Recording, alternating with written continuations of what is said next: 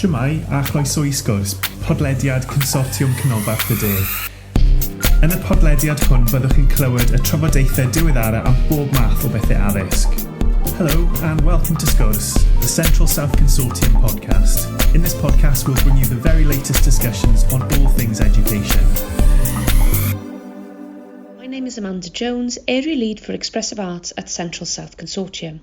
Welcome to one of our CSC podcasts. Here with me today are three practitioners who were part of our Curriculum Approaches to Expressive Arts project, where schools had the opportunity to discuss and visit each other's schools to explore different approaches to the delivery of expressive arts. I'll let the three practitioners introduce themselves in a moment, so let's go ahead and discuss some of the findings from the project. I'm Bethan Jones. I am the Expressive Arts Lead at Gwaunmeisgyn Primary School in Beddau, which is in RCT. I'm Helen Oyston. I'm the Deputy Head and the Year 6 class teacher in Gwaunmeisgyn Primary School, which is in Llanishen in Cardiff. I'm Shelley Davies. I'm Associate Assistant Head Teacher and Expressive Arts Lead in Pencoed Comprehensive School in Pencoed. Thank you all for joining me this afternoon. Just asking then, as part of this project, firstly, can you explain the benefits from being part of the process? So it was really beneficial for us. We got into triads and we timetabled visits to each other's school to have a day where we looked at expressive arts. We had opportunities to look at planning and we had opportunities to do learning walks through the school. Particularly interesting when the triad I was in was the fact that we had three schools which were three different sizes. So one quite small school, one school which was sort of a medium size, and then a larger school, all at very, very different stages of the expressive arts curriculum. So one school was very much, everything had been embedded and are 3 years through their curriculum journey. Another school which is sort of working generally through what they were doing but are still working out where their curriculum is going to go, and then a school which has basically one member of staff delivering the majority of the expressive arts curriculum, and other teachers are then doing little bits, but it's mainly being taught through PPA. Yeah, because I suppose with that, it just paints that picture, isn't it, that every school has started at different points and now are at different points throughout that journey. Yeah. So it really is painting that picture, possibly what it looks like across the whole of Wales, really. Absolutely. I think, it very much is the case that everyone's approached it differently. Everyone has gone into this not really sure what they're going to do. And yes, still sort of finding our way and feeling our way through this sort of new curriculum. It was lovely to have time as well to have professional dialogue, to actually sit down together, talk about ways we've done things, think about what has gone well, talk about things we'd like to improve, and support each other as well as colleagues, sort of sharing examples of planning to help each other, looking at the different things that are actually available on the CSC website, such as progression maps and things like that are actually there for people to draw on. Yeah, and I suppose having that time to discuss within school hours and everything, it probably has helped you think that you're not you're not alone then going through that process, because sometimes it can be quite lonely, can't it? You're thinking you're working on your own curriculum within your school, but actually who do you turn to if you're possibly the only one who's got that experience or that knowledge of expressive arts? Then you may feel a bit lonely and thinking, oh my goodness, I'm not quite sure. So yeah, absolutely. I think it is quite a daunting prospect, sort of being that person to deliver the expressive arts or to lead expressive arts. And the one member of our triad actually is very new in that role as well. So she's very much sort of trying to gain an understanding of the expressive arts curriculum so that she can support her colleagues. And what we found was actually the more embedded expressive arts is within the school, the more our staff were able to look at ways to take risks.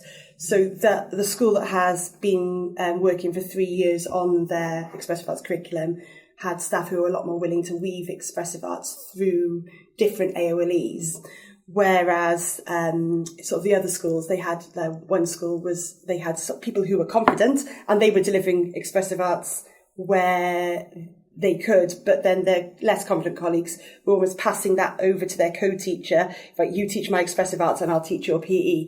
Okay. And so that's still something that it's just, I think we need to look at ways that we can develop our colleagues' creativity and upskill them, really. Yeah, and I suppose it's giving them that confidence to be able to have a go, isn't it? Because I think it is quite daunting to think, oh my goodness, I've got to teach all those disciplines within expressive arts. I've got no knowledge, and actually, where do I start? Yeah.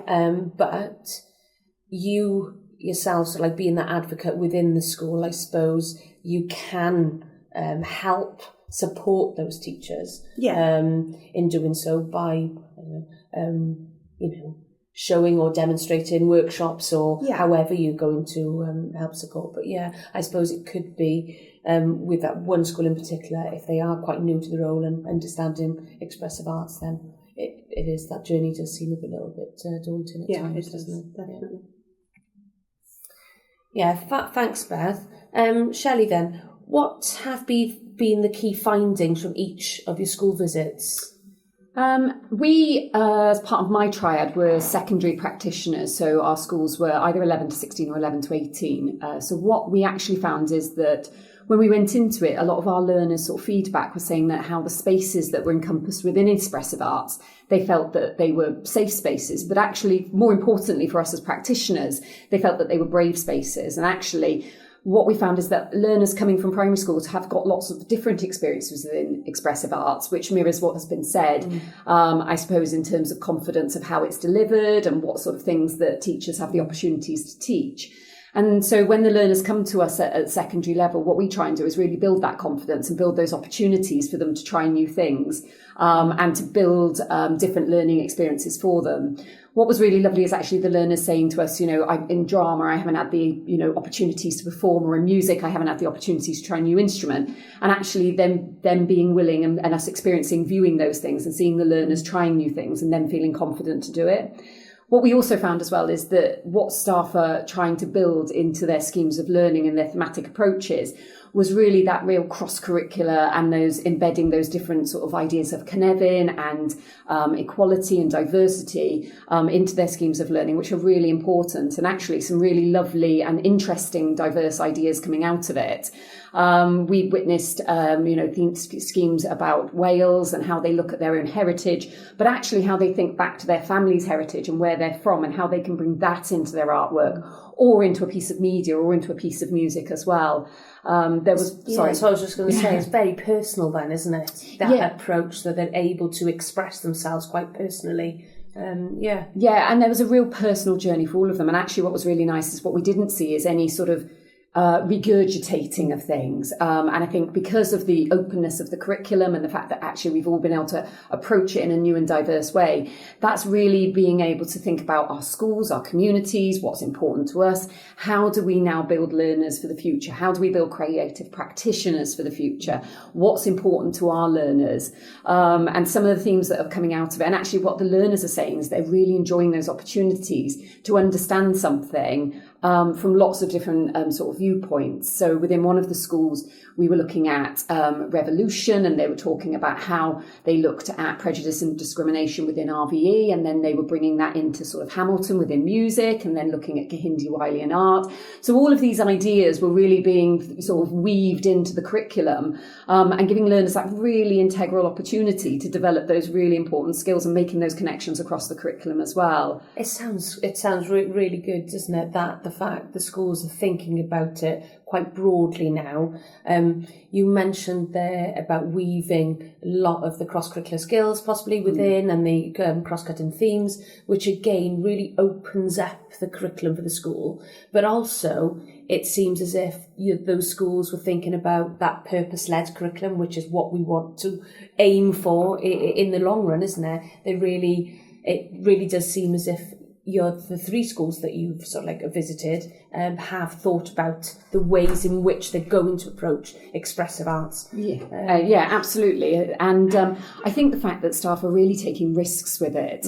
I think a lot of people are going into things and topics and approaches that they never have. There's clearly that real collaboration amongst staff. And I think this project has given us that opportunity as well to go and view that in other schools, which as practitioners and looking at professional learning for ourselves is so important. The new curriculum has given us lots of opportunities, but actually it is quite difficult then to think about, well, how is someone else doing it? How are they assessing? How are we looking at progression? How are we looking at these different thematic approaches? How are we bringing in RVE and RSE? And actually going out and viewing that in different schools and having those conversations with practitioners has been one of the most important things that we've found within the project. And having those opportunities then to go back to our teams and say, well, that's how they're doing it there, and that's how they're looking at integral skills, and that's how they're looking at the principles of progression, and that's how they're then building that language and the vocabulary and their learning experiences, which is just, it's been absolutely vital, really. And I know that for myself and my team going back, our plans moving forward have really been shaped by what I've viewed and what we've seen and what we've discussed as part of this project. Yeah, it seems really positive, doesn't it? The fact that you have been able to have that time to discuss, to see, and to actually get a taste of what it does look like in other schools, because everyone's approaches has been completely different, haven't they? Yeah, and I think we talk a lot about time as practitioners, don't we? We talk a lot about actually that need for time and that need for space as well, because actually when we're trying to develop a curriculum and we're trying to develop things and talk about things, we can't do that in isolation on our own. We have to do that with each other. And actually we get more out of it, just as in the same way when we take our learners out and we give our learners different experiences, that's the same with our staff. We have to give our staff those opportunities to think about and to experience new things, which will then help to develop new curriculums and new ideas. Yeah, no, that sounds great. Thank you, Shelley. Okay, what about you then, Helen? What kind of approaches did you see when you visited your schools within your triad? It was really interesting. We were really lucky, I think, in a sense, because we actually saw 3 different approaches, very different. We've all come from different reasons for our approaches, etc. So if I start with my own, we've taken something on which we've called our universities. So these are as a result of an Estin inspection where we were given a recommendation on expressive arts and meeting with yourself through expressive arts with the CSC, having really good discussions. And we decided to pull away from the curriculum, so to speak, and just bring it in as almost an organic process. So once a week we come together, our children from years 1 to 6 are able to choose a different focus. So within the universities, we offer dance, drama, photography, film, and then the children then go into these sessions, and then over a period of approximately 6 weeks, they are given opportunities to put together a dance or to look at different photography styles and whatever really comes from it. So we do look at the AOLE, we look at the expectations of each of the disciplines, and we sort of see where they're going to take us. And so that was ours. So it's not quite focusing on the curriculum at the moment. The next school then has taken on an inquiry approach. So the teachers in that school have all been trained in the inquiry approach. So they've really looked into it an awful lot. And then once a year for a half term, they focus on inquiry approach in the expressive arts. So that's what we saw in that school. And the difference there then is that it is very much brought into the curriculum. They are learning the skills, they're focusing on the skills they will need to apply, and then they have a finished product. So they come away with something at the end of it. And then we were talking about how with that approach, those skills that they've learned in expressive arts for their next inquiry approach, which might be humanities based, they need to go back there. We've talked about the cross-curricular previously, so they need to go back to that cross-curricular and think, right, what skills now can I get my children to be applying again in different contexts? So that was a really positive one. And then the final school takes on a variety of different weeks throughout the year. So the week that we saw was their cultural week. So we've talked about Cynefin, diversity. It was really positive to see this. And then they focused on the expressive arts again for their cultural week and took on different countries and then celebrated it either through art or through DT by making things to do with that country. And it was just really positive, I think, to talk. As we've said before, all this professional dialogue has really had a positive impact on us, and to realise that none of us are doing it the same, but also what we are doing is good, and it's good approaches, and to just be given that opportunity to see other schools and to talk about it. We've said about having that discussion. Again, that's also really important. And I feel that I'm walking away now thinking, right, I love that idea of an inquiry approach. Could we maybe look into that in our school? So we've thought about the universities, we've given the children those opportunities, but now let's see how we can bring it into our curriculum. So that's what I've walked away with in a positive response to this. The support we've all given each other, the benefits of working in a triad, all of that has been wonderful as well. Seeing the pupil attitudes towards expressive arts, I think the learners, again, in 3 very different approaches, they've all responded positively. They've all come away with thinking, well, I can do this, I can do that, again, in 3 very different ways. Our next steps really are thinking, and all 3 schools are thinking this, about that planning and mapping it out and making sure that those skills now really are focused on for all of our learners. And even though we've taken on 3 different approaches, I think we all agree that the next step is really looking at our planning. So looking at planning or thinking about mapping those skills, I suppose what each of you, I suppose, have taken away from this process is seeing those approaches, but actually, how can we now ensure that our learners are demonstrating that progression within these skills? So absolutely. Yeah. And I think the important thing as well is it's teachers as well, isn't it? And we've said this already, haven't we? Being able to teach expressive arts is not many of us really are so well equipped or on our own knowledge of the processes and the skills and how we do it also need a focus. But yeah, I think it's really important now to make sure that when we are passing these children on to the secondary schools, that we are giving them what they need to move on and become those learners who are confident in the expressive arts. They're confident in applying their skills across the board. Because if we think of the principles of progression, isn't it? In one of them, it does note that if learners don't have that opportunity to revisit pieces of knowledge or revisit those skills, they're not going to be able to demonstrate that progression. So I suppose thinking long term, it is something that schools are now thinking, right, I do need to have a good map of my skills, ensuring that they're having that time to revisit. Yes, yeah. Okay, then thinking about that continuum of learning and our learners demonstrating that progression, how have you thought about that in terms of your schools? So speaking from my experience with regards to the work that we've done as a cluster, it's been very positive. We've been able to meet with the high school and the other primary schools. We've talked through the progression steps, the descriptions of learning, and we've really tried to bring together an approach which we feel will give us the confidence of what we're teaching, that when we hand our children over to the high schools, they will then be able to say, brilliant, there's that flow, isn't there? There is that continuum in that sense. So I feel where we are now, we have looked at the progression steps, we've looked at the descriptions of learning, we're back into our own schools now, and we're looking at what we are teaching, and are we really hitting those skills? Again, we're not just trying to link it through this, that and the other. We're just ensuring that we are hitting those skills, and also that we are thinking about that cross-curricular approach, that we are not just keeping these as discrete, that we are trying to look at all of our AOLEs and really bring that expressive arts into all aspects. Yeah, I'm thinking that if we were just to wait for that expressive arts like topic or theme once a year, maybe once every 2 years, our learners aren't going to demonstrate that progression because they're not revisiting those skills enough, are they, to be able to demonstrate that progression. So it is important for us to recognise, I suppose, those other links across the curriculum to be able to embed the skills and that learning through the learners. Yeah, I think from our point of view, we do an expressive arts topic as a whole school once a year, but what we found is that gives us a great opportunity to teach the actual skills of expressive arts,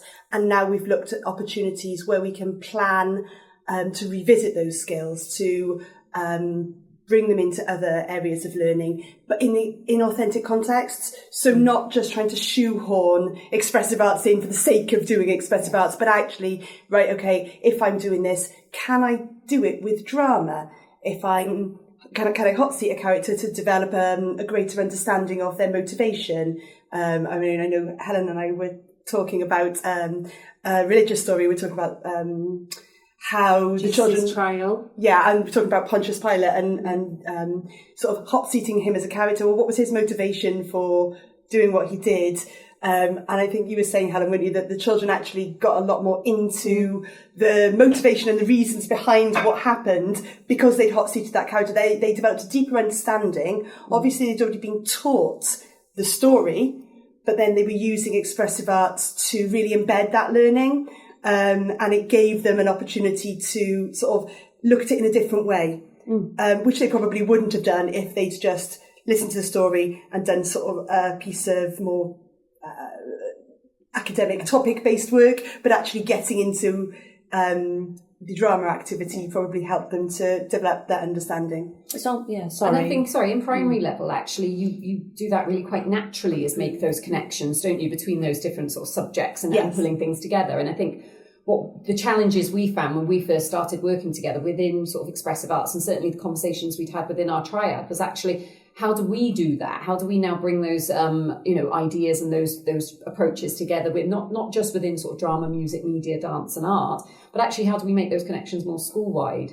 And that's been a real challenge, actually, to make sure that what we're doing is developing that critical thinking and giving those authentic learning experiences, and not just doing something that we think is, making that suggestion of it, as opposed to, we've talked about that authentic learning. And actually the learners, when they fed back to us as part of the trial, they said, oh, no, we want more opportunities to do that. I want more opportunities to bring in, my English poem into drama, or to bring my piece of artwork into RVE. How can we build on that a little bit more so that those experiences and that critical knowledge is really being developed with our learners?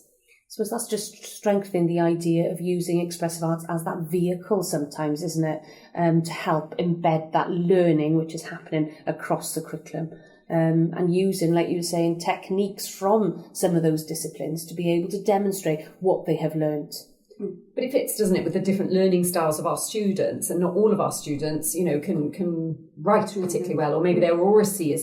But actually within expressive arts, we have those opportunities to really build on those different skills and those cross-curricular skills, and actually provide learners that opportunity to go, well, actually literacy is really, really important within drama, music and art, and actually there's reasons we have to build on those skills. And we've spent certainly a lot of time within our triad talking about actually literacy is so important within, drama, and actually the oracy element within that is really developed really strongly within drama. That actually the learners really do develop those skills. And I suppose recognising maybe in primary that is a really good area in which you can enrich that learning, isn't it, through drama, isn't it? And so those techniques to be able to strengthen their literacy skills. Okay, then thinking about professional learning moving forward, you've all noted the benefits of discussing within your schools and within your triads, and I suppose sharing those opportunities. How else can we move forward with supporting teachers within schools then? I think obviously as the lead for expressive arts, my role has been to try and develop my colleagues through inset time and sort of giving them the opportunity to have a go at things as if they were the learners. So, for example, we've recently done a music inset where I went through actual music activities they could do and they were the children. And they found that was actually, oh, right, okay, I can go away and do this now. I've had a go at it. And I think there's a little bit with expressive arts of, I don't have the specialist knowledge, I don't have the specialist skills, what am I going to do? But actually, we've just started an expressive arts topic this week in our school, and one of my colleagues came to me at the end of the day on our immersion day, and she said to me, "You'll be ever so proud of me." She said, "I've done music appraisal this afternoon, because we've done expressive arts topics now for so long, I feel really confident doing that. And we listened to 2 types of music and the things that the children came out with because they had the vocabulary already." She said, I'm just buzzing. And she was, because she's obviously had that chance to have a go at it, and the fact that we've obviously been doing it for a little while in our school, she's ready to take those risks. And I think it's where we can then look for opportunities as leads of expressive art in our own settings. Can we support our colleagues by giving them in-school training? Can we look for resources that we can share with them that they can then pull into their lessons? So yeah, it's just thinking about how we can be that person they can come to with questions. I suppose it's building that confidence, isn't it? Yeah. And it's okay to get it wrong, and it's okay to have a go. But as you said, if you are putting yourself there as the learner and going through a workshop within music, it is going to give you that confidence, isn't it? Yeah. I think as well, it's like having, we talked about safe spaces and brave spaces. It's actually staff having that, that bravery, isn't it, to look out for the support and actually ask for it as well. And I think sometimes we become quite insular and become, heads down, isn't it? We're really busy in our jobs, we've got lots on, isn't it? And we just like sort of plough through. But actually creating those connections within our clusters, and actually even that wider connections, which we've had the opportunity to do as part of CSC, has been really, really important. And actually as part of that professional learning, looking out for those people who can help and support. So I know when we started this, dance was something we were struggling to sort of think about how we would include in the curriculum, and actually going out and seeing how other people have developed that and the way that they've brought it in as part of performance and performing arts and drama, thinking about different ways and thematic approaches that they can do it, has actually enabled us to go back at a team and go, so actually this is something we can do. We don't need to be specialists and, we don't need to have all of those, qualifications in it, but actually we can bring it in this way. But I wouldn't have known that, and I wouldn't have maybe thought about it in that way if I hadn't had those opportunities. So I think it's for staff to go and actually taking that acknowledgement and saying, yeah, okay, I don't know about this, but you know what? I'm going to go somewhere and I'm going to find somebody who does. And, certainly within schools and secondary and primary schools, we've got that whole wealth of experiences and wealth of knowledge that we can pull on each other. And we should do a little more, really, in order to support our learners. I think that's really important. And I think it's knowing that we're not alone and we're not the only ones who maybe aren't doing this well or aren't quite doing that well. And I think if we stand back and look at what we do well, take all those positives, keep doing that and being strong with that, but then also saying that understanding that, okay, we need to focus, like you've said yourself, we need to focus on dance. Well, that's fine. I mean, of course you need to, when by no means are we the finished product. And I think this has shown us all that there's not one finished product, but there are an awful lot of things we can do to get there, and an awful lot of approaches that we can take and bring back to our own schools to support us in getting there. Oh, thank you very much, the three of you. It's been really great to talk things through and get your viewpoint on your work that you've done as part of the project. So thank you all. Thanks.